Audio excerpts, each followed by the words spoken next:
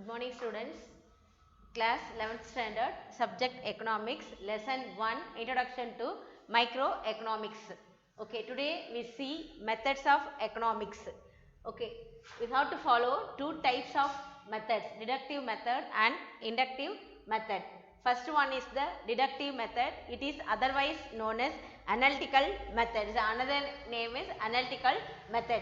It consists in deriving conclusions from general truth. It takes few general principles and applies them to draw conclusions. Okay, so deductive method, that means analytical method அப்படினு சொல்றோம். analytical method அப்படினா என்ன அப்படினா, அதாவது எப்படி வந்து மற்ற subjects எல்லாம் எப்படி டிரைவ் பண்றாங்களோ அந்த மாதிரி எக்கனாமிக்ஸ்லயும் பாத்தீங்களா டூ டைப்ஸ் ஆஃப் மெத்தடை வந்து ஃபாலோ பண்றாங்க. ஒன்னு வந்து டிடக்டிவ் மெத்தட்னு சொல்றோம், இன்னொன்று வந்து இண்டக்டிவ் மெத்தட் அப்படின்னு சொல்றோம். ஓகேவா, இந்த அனலிட்டிக்கல் மெத்தட்ல பாத்தீங்களா என்னன்னா கன்க்ளூஷன்ஸ் ஃப்ரம் ஜெனரல் ட்ரூத். ஓகேவா, அது ஃபைனலா என்ன அந்த ஜெனரல் ட்ரூத் இதையெல்லாம் வச்சுதான் என்ன பண்றாங்க அப்படின்னா ஒரு முடிவுக்கு வராங்க. ஓகேவா, இதுதான் வந்து என்ன சொல்றோம் அப்படின்னா deductive method. So generally we have to follow the 4 steps. Okay, first one, the analyst must have a clear and precise idea of the ideas of the problem to be requirements. Second, the analyst clearly defines the technical terms used in the analysis, deduce hypothesis from the assumptions taken. Fourth point, hypothesis should be verified through direct observations of events in the real world and through statistical method. Okay, first step, the analyst must have a clear and precise the idea of the problem to be requirements. அதாவது first என்ன, analyst must have a clear. Okay, அந்த analyst இது என்ன analyse பண்றாங்களோ அவங்க என்ன பண்ணிருப்பாங்க அப்படின்னா அந்த பிரின்சிபிள் அந்த கருத்துக்களுக்கு ஒரு கிளியரான ஒரு வியூகம் வந்து வகுத்திருப்பாங்க. அந்த என்கொயர்மெண்ட்ஸ் அவங்களுக்கு ஒரு ஐடியா ஃபுல்லா கிடைச்சிருக்கும். ஓகேவா, the analyst must have a clear and precise idea, okay, of the problem. Or அதாவது என்ன அப்படின்னா அந்த பர்டிகுலர் என்கொயர்மெண்ட்டுக்கு அவங்களுக்கு என்ன தெரிஞ்சிருக்கும் அப்படின்னா அந்த அனலிஸ்ட் வந்து ஒரு கிளியரான ஐடியாவை அவங்க கேதர் பண்ணியிருப்பாங்க. ஓகேவா, அந்த அந்த ஐடியா ஃபாலோ பண்ணி தான் அவங்க என்ன பண்ணுவாங்க அப்படின்னா அந்த பிரின்சிபிளை அவங்க ஃபாலோ பண்ணுவாங்க. செகண்ட் மெத்தட் என்ன செஞ்ச, analyst clearly defines the technical terms used in the analysis. Okay, அந்த பர்டிகுலர் அனாலிசிஸ்க்கு அந்த அனலிஸ்ட் என்ன பண்ணிருப்பாங்க அப்படின்னா கிளியரா டெக்னிக்கல் டேர்ம்ஸ் எல்லாம் கிளியரா யூஸ் பண்ணிருப்பாங்க. the analyst clearly defines the technical terms used in the analysis. Third one, deduce hypothesis from the assumption taken. Okay, அதாவது அசம்ஷன்ஸ் என்ன சொல்றேன், எடுகோள்கள் அப்படின்னு சொல்றேன் இல்லையா, அது எல்லாமே கரெக்டா எப்படி அப்படின்னா அதாவது உண்மையானவையா இல்ல கற்பனை கூற்றுகளா அப்படிங்கறத என்ன பண்ணிருப்பாங்க அப்படின்னா ஆல்ரெடி நல்லா ஃபைனலைஸ் பண்ணிருப்பாங்க அப்படின்னு சொல்றேன். அடுத்து hypothesis should be verified through direct observations of events in the real world and through statistical method. Okay, அந்த hypothesis should be verified. அவங்க என்ன பண்ணுவாங்க, டைரக்ட் அப்சர்வேஷன் மூலமாகவும் அதுக்கப்புறம் என்ன அந்த நிகழ்வுகளை வந்து டைரக்ட் அப்சர்வேஷன்ஸ்ல தெரிஞ்சுப்பாங்க. ஓகே, இது வந்து கரெக்டா ரியல் வேர்ல்டுல வந்து இது உண்மையா அப்படின்னு தெரிஞ்சுக்குவாங்க. அதே மாதிரி புள்ளி விவர பகுப்பாய்வுகள் மூலமும் என்ன பண்ணிப்பாங்க தெரிஞ்சுப்பாங்க. அதுதான் hypothesis should be verified through direct observations of event in the real world and through statistical method. Okay, was it clear? So we have to follow the 4 steps of deductive method. First one, the analyst must have a clear and precise idea of the problem to be requirements. Second point, the analyst clearly defines the technical terms used in the analysis. Third point, deduce hypothesis from the assumptions taken. Fourth point, hypothesis should be verified through direct observations of event in the real world and through statistical method. Okay, second one, inductive method. This is also known as the empirical method. Okay, this deductive method derived 3 bases. One is the experimentations, another one is the observations and statistical method. Okay, first one we have to use 4 steps. First one, data are collected and arranged. Second point, by observing the data conclusions are easily drawn. Third one, generalization of the idea and then hypothesis formulation. Fourth one, verification of the hypothesis, example Engel's law. Okay, the second method is known as the inductive method. This is also known as the empirical method. Okay, இதுக்கு இன்னொரு name என்ன சொல்றோம்? Empirical method. இது 3 பேசிஸ்ல இந்த inductive மெத்தடை என்ன பண்றோம் நம்ம கேட்டகரிஸா டிவைட் பண்ணிருக்கோம். ஃபர்ஸ்ட் ஒன் என்ன சொல்றோம்? எக்ஸ்பெரிமெண்டேஷன்ஸ். அதாவது எக்ஸ்பெரிமெண்டேஷன்ஸ் பரிசோதனைகள் மூலமாக தான். ஓகேவா?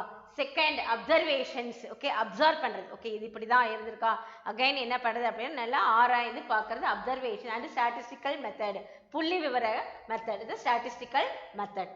Okay, first step what we have to use the first step, data are collected and arranged. datas எல்லாத்தையும் என்ன பண்ணிருப்பாங்க அப்படின்னா கலெக்ட் பண்ணிப்பாங்க. கலெக்ட் பண்ண டேட்டாவை என்ன பண்ணிருப்பாங்க? சீக்வென்ஸா அரேஞ்ச் பண்ணிக்குவாங்க.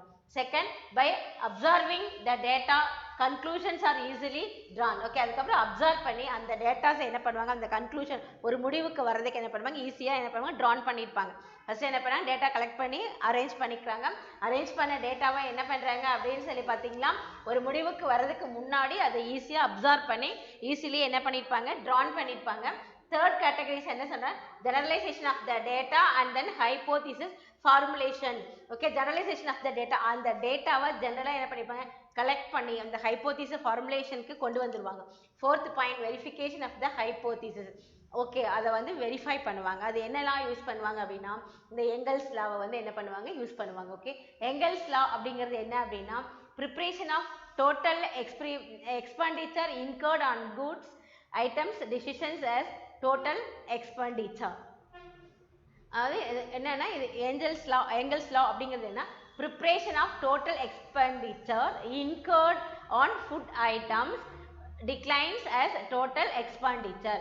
அதாவது நம்ம டோட்டல் எக்ஸ்பெண்டிச்சர் வந்து என்ன சொல்றோம் அப்படின்னா அந்த ஃபுட் ஐட்டம்ஸ் வந்து என்ன பண்ணாது, டிக்ளைன்ஸ், குறைக்கிறது இல்லை. அதான் டோட்டல் எக்ஸ்பெண்டிச்சர். அந்த ஃபுட் ஐட்டம்ஸ் வந்து என்ன பண்ணாது, டிக்ளைன் பண்ணாது அப்படிங்கிறது தான் எங்கல்ஸ் லாவா இருந்துட்டு இருக்கு.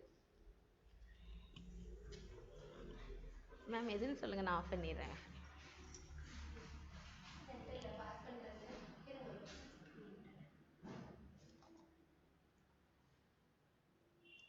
Okay, next economic facts and theories. So using the methods, the economists observe facts such as changes in the price of a commodity. Similarly, the quantity demanded of that commodity also varies, and he observes these movements and comes up with the theory that these two movements are inversely related. That is, when the price increases, the quantity demanded of that commodity decreases and vice versa. Thus, he formulated his theory of demand. Okay. The next fact என்ன பார்க்குறோம் அப்படின்னா economic fact and theories. Okay, என்ன காரணங்களால நம்ம வந்து என்ன இந்த prices வந்து எப்படி changes ஆக போகுது, எப்படி demand ஆக போகுது அப்படிங்கிறது தான் நாம இப்போ நெக்ஸ்ட் பார்க்க போற டாபிக். ஓகேவா? ஸோ என்ன மெத்தட் யூஸ் பண்ணுவாங்க, using the methods of economics observe. அதாவது எக்கனாமிக்ஸ் என்ன பண்ணுவாங்க அப்படின்னா என்ன டைப் ஆஃப் மெத்தடை வந்து யூஸ் பண்ணலாம் அப்படின்னு சொல்லி யோசிக்கும் பொழுது ஃபர்ஸ்ட் என்ன கேசஸ் எடுத்துப்பாங்க, change in the price of a commodity. ஓகேவா? அந்த பர்டிகுலர் கூட்ஸினுடைய பிரைஸ் ஏன் சேஞ்ச் ஆகுது. Similarly, quantity demanded of that commodity also varies. Okay, அதே மாதிரி அந்த quantity வந்து பர்டிகுலர் அந்த quantity வந்து demanded ஆயிருக்கா, ஓகே, எதனால, என்ன ரீசன் அப்படிங்கிறதுலாம் என்ன பண்ணுவாங்க, அதான் அப்சர்வேஷன். நம்ம ஏற்கனவே பார்த்தா எக்ஸ்பெரிமெண்டேஷன், அப்சர்வேஷன் அப்படின்லாம் பார்த்துருக்குறோம் இல்லையா, அவங்க 3 மெத்தட்ஸை ஃபாலோ பண்ணுவாங்கன்னு பார்த்தோம். அதில் பார்த்தீங்கன்னா ஃபர்ஸ்ட் என்ன பண்ணுறாங்கன்னா ப்ரைஸ் ஆஃப் எ கமாடிட்டி, விலையேற்றத்தை வந்து பார்க்குறாங்க. அதுக்கப்புறம் என்ன பண்ணுவாங்க அப்படின்னா அந்த பர்டிகுலர் கூட்ஸு ஏன் வந்து டிமாண்ட் ஆயிருக்கு அப்படின்னு சொல்லி பார்க்குறாங்க. இந்த 2 மூமெண்ட்ஸும் எப்படி ஒன்றுக்கு ஒன்று ரிலேட்டட் தான், இன்வெர்ஸ் ரிலேட்டட் தான். ஒன்று என்ன அப்படின்னா குவான்டிட்டி நல்லா இருந்ததுன்னா அந்த பர்டிகுலர் கூட்ஸ் வந்து டிமாண்ட் ஆகிறது வந்து நார்மல்.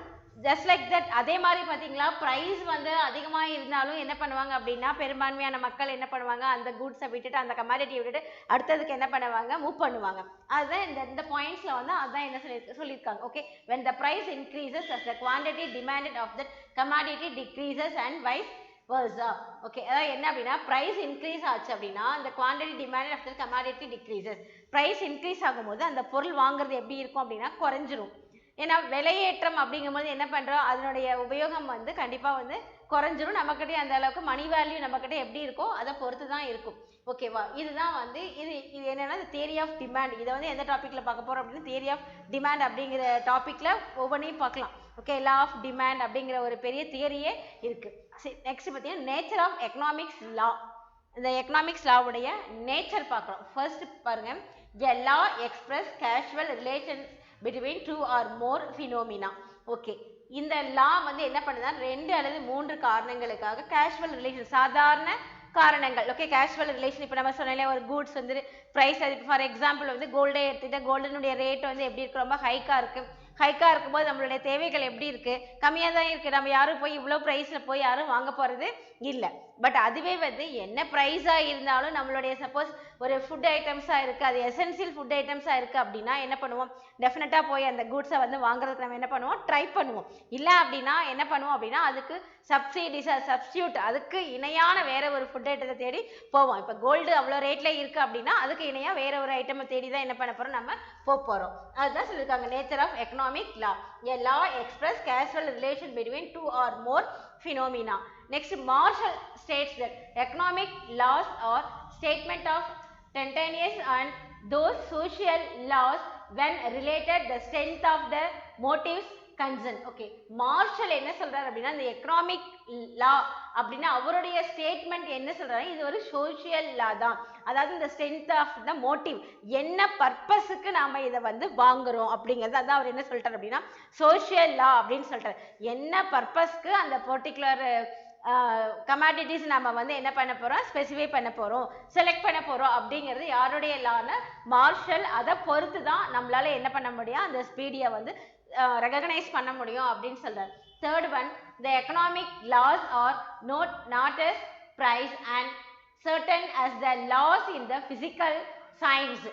ஓகே, பிசிக்கல் சயின்ஸ் அப்படின்னா என்னன்னா, அதாவது சில எசென்சியல் வந்து பிசிக்கலி வி வாண்ட் அப்படின்னு இருக்கிற இடத்துல சில லா, அது எக்கனாமிக் லாஸை வந்து என்ன பண்ண முடியாதுன்னா சில இடங்கள்ல அது ரொம்ப வந்து ஃபோர்ஸ் பண்ண முடியாது அப்படிங்கிறது. Fourth point, economic laws are not inviolable. Okay, economic laws எல்லாம் கண்டிப்பா வந்து ஒரு அதாவது என்ன வயலபிள் அப்படின்னா, வயலண்ட் அப்படின்னா என்ன சொல்றோம், ஒரு வயலண்ட் மீன்ஸ் என்ன சொல்லுவோம் அப்படின்னா நம்ம அதுக்கு தீவிரவாதம் அந்த மாதிரி சொல்றோம் இல்லையா. ஆனா இது எக்கனாமிக் லாஸை வந்து அந்த மாதிரி நம்ம என்ன பண்ண முடியும், ரொம்ப திணிக்க முடியாது.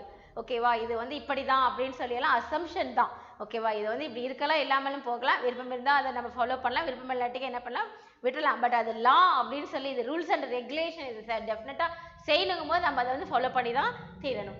ஓகே, அப்போ this use of the assumptions other things remaining the same.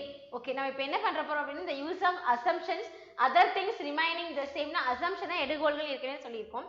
அதனுடைய இது அந்த யூசஸ் வந்து கண்டிப்பா ரிமைனிங், அதாவது ஒன்னோட ஒன்று வந்து ரிலேட்டடா இருக்கு அப்படிங்கும் பொழுது ரிமைனிங் இன்னொன்று வந்து அதனுடைய சப்சிடிஸா இருக்குது அப்படிங்கும் போது நம்ம என்ன பண்றோம் அப்படின்னா இது ஓகே அப்படின்னு சொல்லி நம்ம என்ன பண்றோம், விட்டுற போறோம். இது வந்து nature of law. Next, economics make the economic laws hypothetical. Okay, அதாவது எக்கனாமிக்ஸ் மேக், அதாவது எக்கனாமிக்ஸ்லாம் என்ன சொல்றாங்க அப்படின்னா எக்கனாமிக் லாஸ் எல்லாமே வந்து ஹைப்போதெட்டிக்கல் தான் அப்படிங்கிறது இது யாரு, எக்கனாமிஸ்டினுடைய ரூல் கருத்தா இருக்கு. Next, laws in economics are most exact precise and accurate than the other social science. Okay, இந்த எக்கனாமிக்ஸ்ல பார்த்தோம்னா என்ன சொல்றோம் அப்படின்னா இந்த எக்ஸாக்ட் பிரைஸ் அண்ட் அக்யூரேட் வந்து அதர் சோஷியல் சயின்ஸை விட இது எப்படின்னா ரொம்ப ஒரு அக்யூரேட்டான ஒரு விஷயம், ரொம்ப துல்லியமான ஒரு விஷயமா தான் இதை நம்ம பார்க்கிறோம். And some economic laws are simply truism. Okay, சில எக்கனாமிக் லாஸ்லாம் பார்த்தீங்கன்னா ரொம்ப சிம்பிளா, அதாவது வந்து ஒரு உண்மையான உண்மைக்கு ஒரு ரியல் உண்மையான ஒரு ஃபேக்டா தான் வந்து இருக்கும். இந்த 8 பாயிண்ட்ஸ் தான் பார்த்தீங்கன்னா என்ன அப்படின்னா nature of economic law. Economic லாஸினுடைய நேச்சர் இதுதான். Okay, next topic, importance of microeconomics. First point, to understand the cooperation of an economy. Second one, to provide tools for economic policies. Third one, to examine the condition of the economic welfare. Fourth one, efficient utilization of resources. Fifth point, useful in international trade. Next one, useful in decision making, optimal resources allocation, basic for production, price determination. Okay, these 9 points are the importance of microeconomics. First one, to understand the cooperation of an economy அப்படின்னா என்னன்னா அதாவது நம்ம இந்த எக்கனாமியோடைய policies எல்லாம் என்ன வருதோ அதையெல்லாம் நம்ம அண்டர்ஸ்டாண்ட் பண்ணிட்டு அதனால என்ன பண்ணணும், கோஆப்ரேட் பண்ணணும், ஒத்துழைக்கணும். Next provide tools for economic policies, அந்த எக்கனாமிக் பாலிசிஸ் உடைய டூல்ஸ் அதையெல்லாம் ப்ரொவைட் பண்றாங்க இல்லையா, அது அந்த to provide tools for economic policy, economic பாலிசிஸ்க்கு என்ன எல்லாம் அளவுகோல்கள் அதை வந்து நம்ம தெரிஞ்சுக்கணும். Next to examine the condition of economic usefulness, அதாவது என்னென்ன கண்டிஷன் அந்த எக்கனாமிக் இதை யூஸ் பண்றதுக்கு என்னென்ன கண்டிஷன்ஸ் அப்படின்னு என்னென்ன காரணங்கள் அப்படின்னு தெரிஞ்சுக்கணும் ரூல்ஸ் அண்ட் ரெகுலேஷன்ல. Next efficient utilization of resources. Okay, நம்ம கிட்ட இருக்கக்கூடிய ரிசோர்சஸ் இயற்கை வளங்களை எஃபிஷியன்டான முறையில் என்ன பண்ணணும் அப்படின்னா பயன்படுத்திக்கணும் அப்படிங்கிறது. Next point useful in international trade. Okay, நம்மளுடைய இந்த மைக்ரோ எக்கனாமிக்ஸ் என்ன பண்ணணும் அப்படின்னா இன்டர்நேஷனல் ட்ரேடுக்கும் நம்ம என்ன பண்ணணும், பயன்படுத்தணும். நெக்ஸ்ட் யூஸ்ஃபுல் இன் டெசிஷன் மேக்கிங். ஓகே, ஒரு டெசிஷன் மேக்கிங்க்கும் இந்த மைக்ரோ எக்கனாமிக்ஸ் எப்படி இருக்கு, ரொம்ப ரொம்ப இம்பார்ட்டண்டா இருக்கு. Next optimal resources allocation. Okay, அதாவது நம்ம கிட்ட இருக்கக்கூடிய இயற்கை வளங்களை என்ன பண்ணும், ஆப்டிமல் ரிசோர்சஸா யூஸ் பண்ணிக்கணும், அதாவது குறைஞ்ச அளவுல ரொம்ப தேவையானதுக்கு மட்டும் பயன்படுத்திக்கணும். Next basic for production. Okay, கண்டிப்பா இது ப்ரொடக்ஷன் உற்பத்திக்கு தான் இதை வந்து, ஏதாவது உற்பத்திக்கு இது வந்து என்னன்னா ஒரு பேசிக். அடுத்து பிரைஸ் டிட்டர்மினேஷன், விலை ஒழுங்குமுறைக்கு இது ஒரு ரீசனா இருக்கு. So these are all importance of micro economy. Okay, first point to understand the cooperation of an economy. Second one, to provide tools for economic policies. Third one, to examine the condition of economic welfare. Fourth one, efficient utilization of resources. Fourth one, useful of international trade. Fifth, next point, useful in decision making. Seventh point, optimal resources allocation. Eighth one, basic for production. Ninth one, price determination. Okay, this is the next topic, division of economics. Okay, wow. See, there are 4 divisions: consumption, production, exchanges, distribution. அதாவது உள்பங்கீடு, எக்கனாமிக்ஸ்ல இருக்கக்கூடிய உள்பங்கீடுல என்ன. First one consumption. the human wants comes under consumption. Okay, அதாவது consume, human wants கண்டிப்பா என்ன இருக்கு, தேவைகள் வந்து இருந்துட்டே தான் இருக்கு, அவங்க என்ன பண்ணுவாங்க, அதை கன்சியூம் பண்ணிட்டே தான் இருப்பாங்க. Okay, next one production. It is a process of transformation of input and output.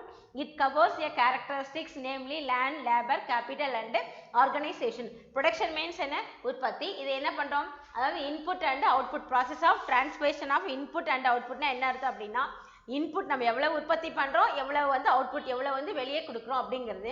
இதனுடைய கேரக்டர்லாம் எதை சார்ந்து இதனுடைய கேரக்டர்ஸ் எல்லாம் இருக்கு அப்படின்னா, land, labour, capital and organization. லேண்ட்னா நிலம், ஓகேவா, லேபர்னா யாரு, தொழிலாளிகள், கேபிட்டல்னா மூலதனம், ஆர்கனைசேஷனா என்டர்பிரைசஸ். ஓகே, அதுதான் அமைப்புகள். Next exchange. Exchange is concern with price determination in different market form. Okay, exchange அப்படிங்கிறது பிரைஸ் டிட்டர்மினேஷன் தான். ஓகே, இந்த மார்க்கெட் ஃபார்ம்ல எப்படி நம்ம அந்த பிரைஸ் டிட்டர்மினேஷனை கன்சர்ன் பண்றோமோ அதுதான் வந்து எக்ஸ்சேஞ்ச். ஒரு பொருளை அதாவது இங்கேருந்து அங்கே மாற்றுறதுக்கு முக்கியமான ரீசனாக இருக்கிறது எது அப்படின்னா இந்த மார்க்கெட் ஃபார்ம் தான். நெக்ஸ்ட் டிஸ்ட்ரிபியூஷன், பகிர்ந்து அளிக்கிறது. It is the result of the coordination of factors of production. அதாவது இந்த டிஸ்ட்ரிபியூஷன் அப்படிங்கிறது என்னன்னா இந்த ஃபேக்டர்ஸ் ஆஃப் ப்ரொடக்ஷனுடைய கோஆர்டினேஷன். தட் இஸ் என்ன சொல்றோம், லேண்ட், லேபர், கேபிட்டல் அண்ட் ஆர்கனைசேஷனோட தொடர்புடையது தான் எது அப்படின்னா இந்த டிஸ்ட்ரிபியூஷன்.